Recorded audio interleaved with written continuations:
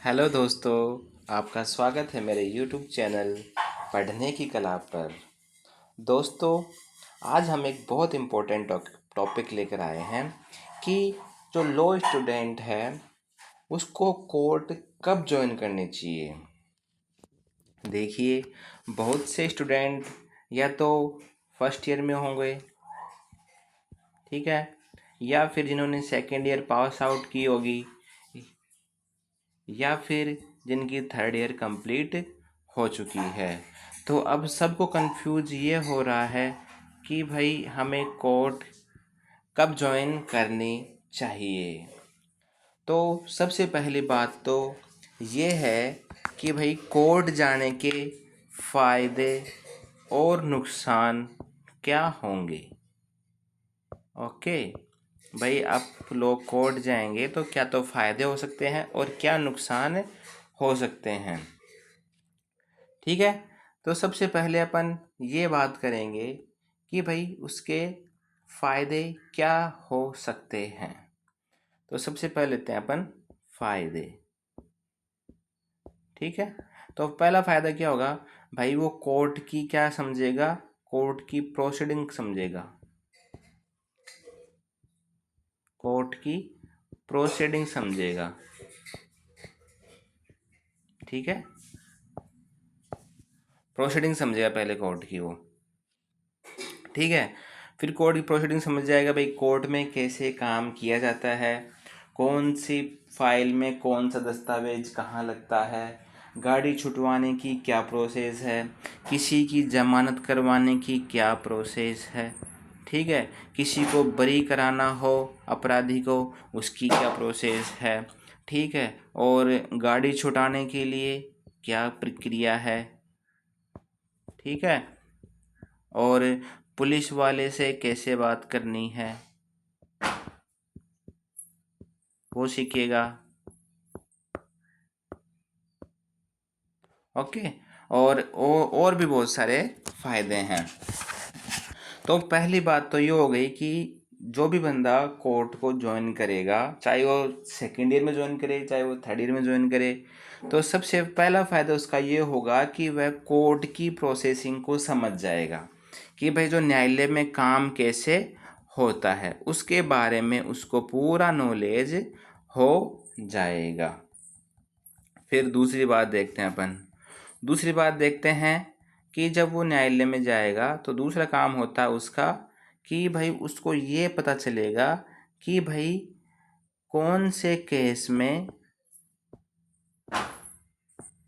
जल्दी पैसे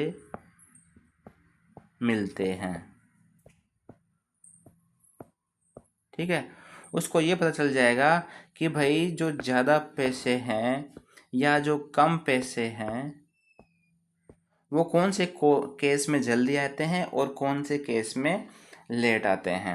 अब जैसे कि हम बात करें, जैसे कि कोई पक्षकार है, वो क्या उसकी गाड़ी कोर्ट से गाड़ी उसको छुटवाना है, ठीक है, छुटवाना है, ठीक है। तो जैसे ही कोर्ट से गाड़ी छूट जाएगी तो तुरंत वो अधिवक्ता को, ठीक है, अधिवक्ता को कोर्ट को जुर्माना देगा। तो कोर्ट तो जुर्माना ले लेगी और अधिवक्ता अपनी फीस उसके पास से लेगा। तो ये इसका मतलब क्या हो गया, तुरंत पेमेंट हो गई, ठीक है भाई। उधर उसने काम करा और इधर इसको पैसे मिल गए, ठीक है। एक काम तो ये हो गया। दूसरा काम, जैसे मान लीजिए उसने किसी अभियुक्त की जमानत कराई, किसी को बरी कराया। अब बरी कराया तो उसमें जमानत मुचलके होते हैं, वो भरे, ठीक है। गवाह ने जमानत दी उसकी, ठीक है, जमानत मुचलके होते हैं वो भरे उसने, ठीक है। तो जमानत मुचलके भरने के बाद में उसको जमानत मिल गई अभियुक्त को, ठीक है। तो अभियुक्त को जमानत मिलने के बाद में वो क्या करेगा, वो अधिवक्ता या वकील साहब को पैसे देगा, ठीक है, अपनी फीस तो लेगा ना वकील साहब,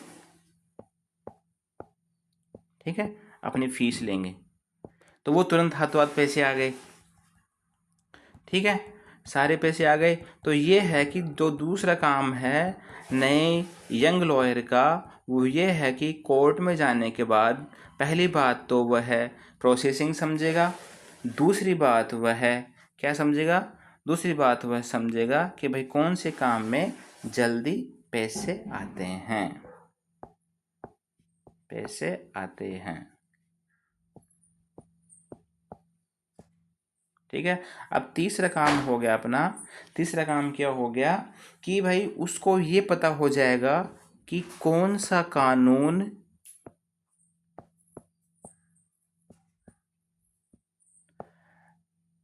ज्यादा काम में आएगा और कौन सा काम कम आएगा।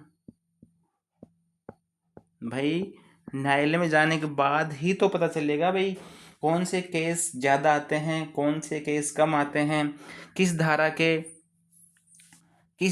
केस ज़्यादा आते हैं, किस धारा के कम आते हैं। तो तीसरा फ़ायदा ये हो गया कि उसको कानून का नॉलेज हो जाएगा कि भाई कोर्ट में न्यायालय में कौन से मुकदमे अधिक आते हैं, उसको कौन से मुकदमों की तैयारी अधिक करनी है, ठीक है। 3 काम हो गए। और फिर लास्ट एंड फाइनल काम क्या हो गया उसका, ठीक है, लास्ट एंड फाइनल काम क्या हो गया उसका,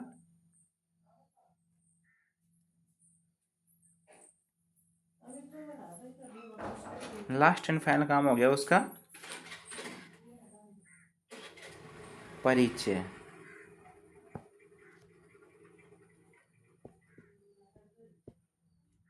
परिचय बढ़ेगा, ठीक है। भाई वो जब न्यायालय में जाएगा, कोर्ट में जाएगा, तो उसको अन्य अधिवक्तागण मिलेंगे, लोगों से उसका व्यवहार बनेगा, क्लाइंट से उसकी मुलाकातें होंगी, समाज में उसको जानने लगेंगे भाई ये अधिवक्ता है, ये काम करता है, या फिर ये यंग अधिवक्ता है, अभी इसने कोर्ट ज्वाइन करी है, ये बंदा ये काम कर सकता है, इसके पास ये काम करवा सकते हैं, ठीक है।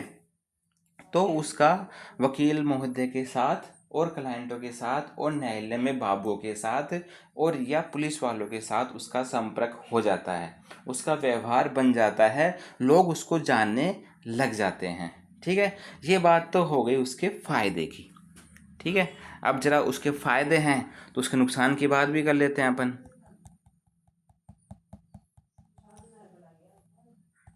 ठीक है, उसके नुकसान की बात भी कर लेते हैं। अब नुकसान की बात देखते हैं।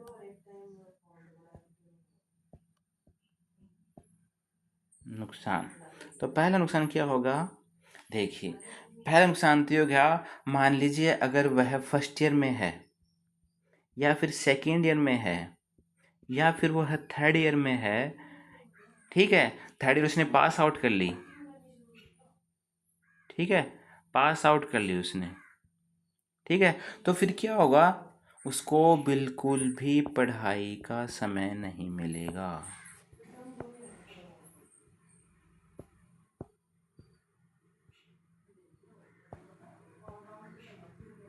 ठीक है, उसको पढ़ाई का समय नहीं मिलेगा, और पढ़ाई का समय नहीं मिलेगा तो वह न्यायालय में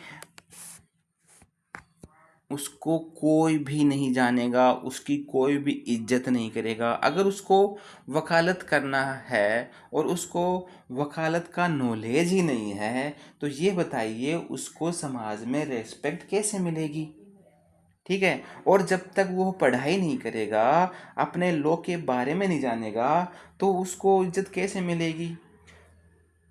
भाई ये बताइए क्लाइंट उसके पास क्यों आएगा जब उसके पास नॉलेज ही नहीं है, हैं। जब कोई मान लीजिए कोई मुकदमा आता है, 356 का आता है, 303 का आता है, ठीक है, 217 का आता है, 261 का आता है, 267 का आता है, तो अगर उसको पता ही नहीं है कि भाई कौन सा मुकदमा है, किस धारा में ये दर्ज होगा, कौन सा अपराध है, तो उसके पास क्लाइंट क्यों आएगा।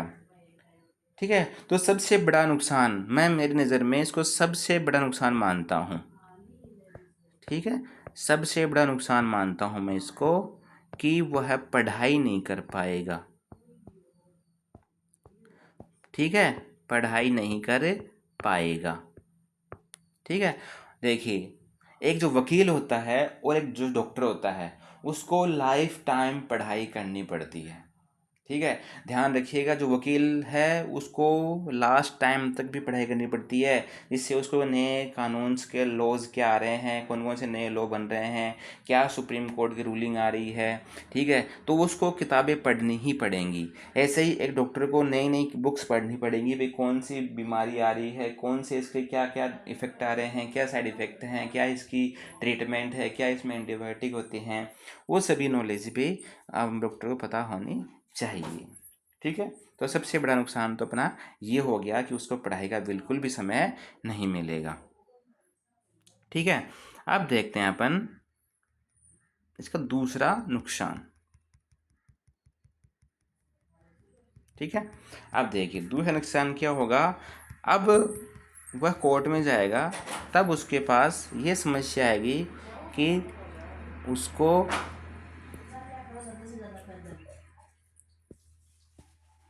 वकील महोदय को ज्वाइन करना पड़ेगा। वकील साहब को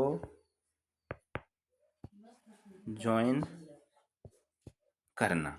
अब देखिए जो नया यंग लॉयर है वो जाएगा न्यायालय के अंदर और वह किसी अधिवक्ता को ज्वाइन कर लेगा। ठीक है, उसको वकालत के बारे में कुछ भी नॉलेज नहीं है, उसको ये भी पता नहीं है कि मेरे को किस फील्ड में जाना है, मेरे को क्रिमिनल साइड में जाना है, सिविल साइड में जाना है, रेवेन्यू साइड में जाना है, मेरे को उसको कुछ भी पता नहीं है। वो जाता है न्यायालय में और किसी भी अधिवक्ता से बात करता है और उसको ज्वाइन कर लेता है। अब मान लीजिए वो अधिवक्ता होता है रेवेन्यू का, या मान लीजिए वो होता है सिविल का, या वो होता है स्पेशल केसेस का। तो अब मेरे को ये बताइए, जब सिविल केस होते हैं वो सिविल केस अधिकतर जो एडवोकेट एक्सपीरियंस्ड होता है उसको मिलते हैं। अब उस फ्रेशर बंदे को कौन दे देगा सिविल केस, बताइए, उसको कौन दे देगा उसको रेवेन्यू केस, कोई नहीं देगा। इसलिए सबसे बड़ी गलती ये होती है कि बिना इंक्वायरी के कोर्ट में जाकर किसी भी अधिवक्ता को ज्वाइन कर लेना, जबकि ऐसा नहीं होना चाहिए। आपको पूरी प्रोसेस का पता होना चाहिए कि मेरे फ्यूचर के लिए क्या बेनिफिशियल है, मेरे को कौन सा काम जल्दी सीखना है और कौन सा काम लेट सीखना है। ठीक है, इसलिए अधिवक्ता को ज्वाइन करने से पहले भी बहुत सी सावधानियां बरतनी होंगी। इसके लिए मैंने एक वीडियो पहले ही अपलोड कर रखा है, तो आप उसको जाकर देख सकते हैं। ठीक है, और तीसरी बात क्या होगी, जब मान लीजिए आपने अधिवक्ता को ज्वाइन कर लिया, ठीक है, अब ज्वाइन कर लिया तो फिर बाद में क्या होगा, जैसे ही आपकी अदालत जो आपकी जो डिग्री है वो पूरी होगी उसके बाद आप अन्य अधिवक्ता के पास जाएंगे। ठीक है, तो फिर वो जो अन्य अधिवक्ता है वो क्या सोचेगा कि भाई इसकी छवि तो ऐसी है, ये 2 साल तो मेरे पास, 1 साल किसी और के पास, ऐसा ही भटकता रहेगा, इसका कोई स्टैंड नहीं है। तो उससे क्या होगा, उससे उस जो यंग अधिवक्ता है, जो यंग लॉयर है, उसकी छवि पर प्रभाव पड़ता है। ठीक है, उसकी छवि पर प्रभाव पड़ता है। इसलिए ज़रूरी है कि आप जो फर्स्ट अधिवक्ता को ज्वाइन करेंगे बहुत ही सोच समझ कर ज्वाइन कीजिएगा। क्योंकि अगर 1 साल आपने किसी और के पास काम करा, फिर 1 साल किसी और के पास काम किया, फिर 1 साल किसी और के पास किया, तो फिर आपकी न्यायालय में एक ऐसी छवि बन जाएगी कि ये बंदा टिक कर काम नहीं कर सकता। ठीक है, इसको कोई भी ज्वाइन कर लो, फिर वो बंदा है ना, जो अधिवक्ता है, जो विद्वान अधिवक्ता है, वो आपको काम सिखाने के लिए इंटरेस्टेड नहीं होगा। ठीक है, तो इसलिए सबसे पहले सोच समझकर अधिवक्ता को ज्वाइन करना है। ठीक है, अब देखते हैं इसके और भी नुकसान है क्या। ठीक है, और नुकसान देखते हैं भाई, इसके और क्या नुकसान हो सकते हैं। देखिए फिर बाद में क्या होता है, चलो ये तो नुकसान हो गए।